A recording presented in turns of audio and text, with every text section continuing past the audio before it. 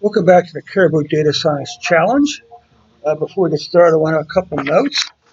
Uh, First, there's a link to the SQLite database as well as the R code I'm going to be showing you today in the description below. There will also be a link to the moving average function or script I'm going to be calling later on in the program. Also, don't forget to click the red S button in the lower right-hand corner of the screen to subscribe. And don't forget to share the Caribou Data Science channel with one of your friends this week. And a big shout out to all the 22 people who have already subscribed to the Data Science channel. Okay, this is what I'm calling a random states quickie. Basically, I just basically go back and I do a walkthrough of the completed code. This is for the people who don't want to watch a 45-minute video, which I can understand. As good as it is, 45 minutes is a long time. So anyway, I've used the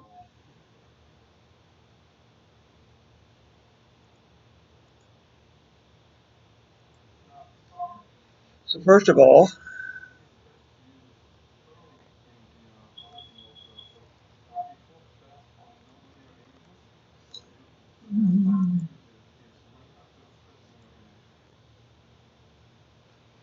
I also include a link to the site where I go which is select the random state for today. And I can see the random state is Rhode Island. And the two changes for today's script is from this point on, I'll be using the SQLite database, which contains all of my COVID-19 data, including Johns Hopkins, New York Times, and European Center for Disease Prevention and Control. It includes the data cases and daily deaths for both the U.S. and U.S. states, and even for U.S. counties. That link, of course, this link will be in the data into the description.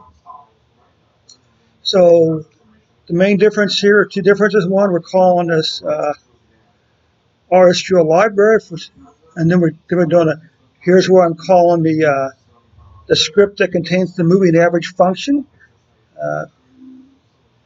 And here's where I'm connecting to my database. Notice this is a pass statement and a database name. Okay, and this is where I'm doing my initial database connection. There's actually an extra one in here also, it's copied, which in the end didn't make any difference. But anyway, here's where I'm connecting to the main database. All right. Notice this is a dbget query. It returns a result set for a data frame. And as you can see, I'm selecting the fields I want to keep here. Totals are the cumulative totals to date.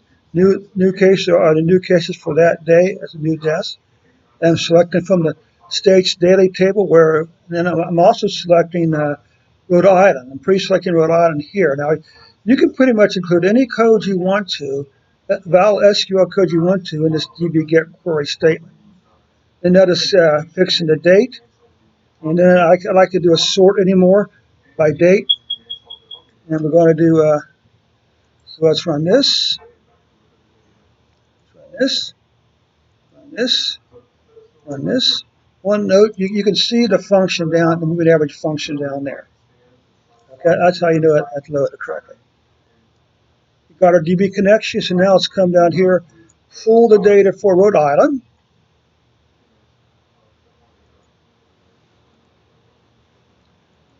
And there you can see the Rhode Island data. So I'm going to come down here, and this is the second set of data, which in the end I didn't use because there were no counties that had reported either new cases or deaths in Rhode Island for the 23rd. So I'm actually going to just comment this out here.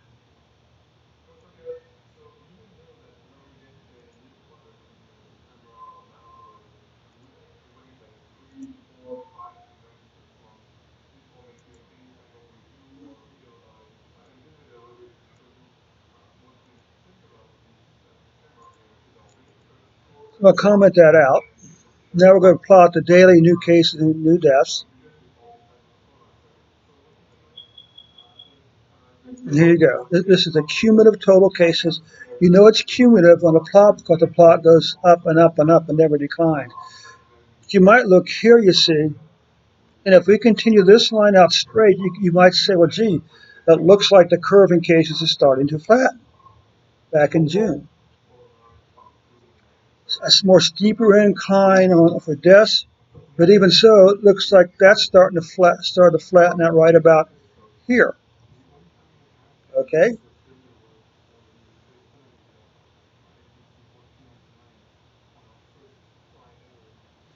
All right. So now let's do a plot of the total cases, the 14-day moving average, and here's where I'm using that function from above. Okay, the move average, our function. Moving average is the function name. I name the moving average for the cases, the MAC, moving average cases.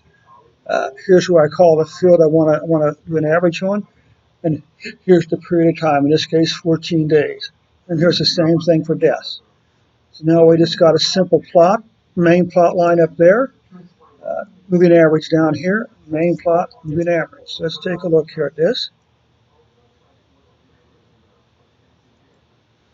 And here you can see the cases to date, by date, steady incline, a slide down, and now a slight increase back over to here. The moving average is showing it, be a little lower. Moving average seems to be indicating that the cases are actually declining from this point here back down to here. Deaths, a little erratic in here, but you can see that it's completely flattened out down here now, under 5 cases per day. Now we're going to do the monthly and the weekly cases. Created a monthly completed the monthly time series. Take a look at that real quick. Moving average cases, moving average deaths.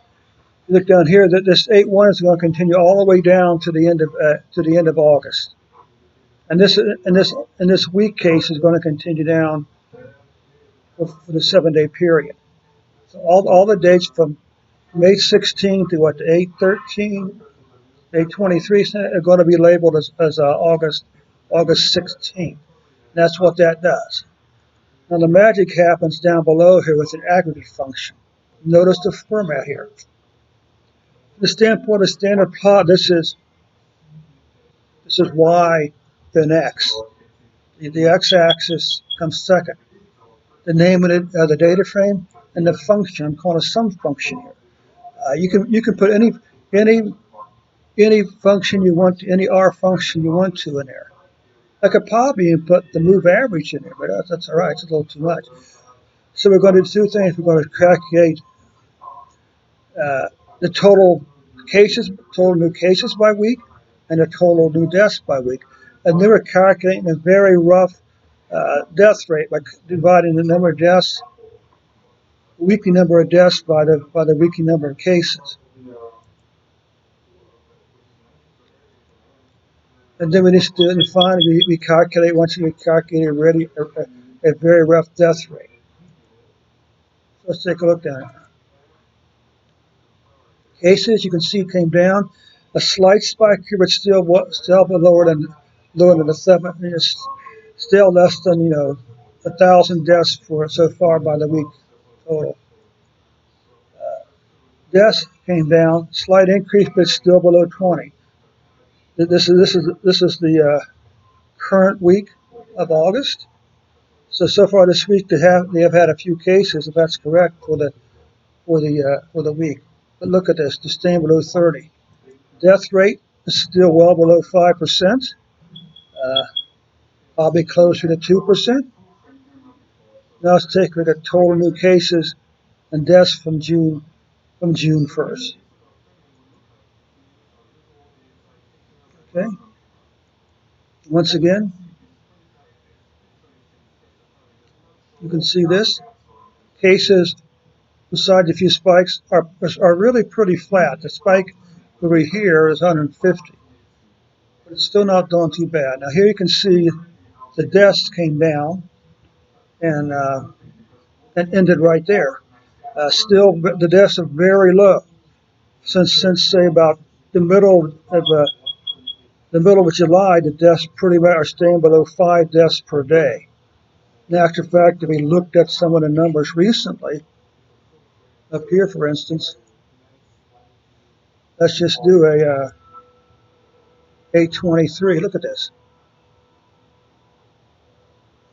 No deaths for 2 days, but a spike in deaths here, a decrease, a spike, and so forth. Total cases continue to go up, up, up. Average cases, average deaths by day. Okay. As you can see, my plan is to do the top 5 counties who had the most cases on the 24th or 23rd. Well, apparently none of the counties reported any cases of death on the 23rd or the 22nd for either. So anyway, that's a good thing. Hopefully that trend is going to continue with all the other randomly selected states. But anyway, that's pretty much it.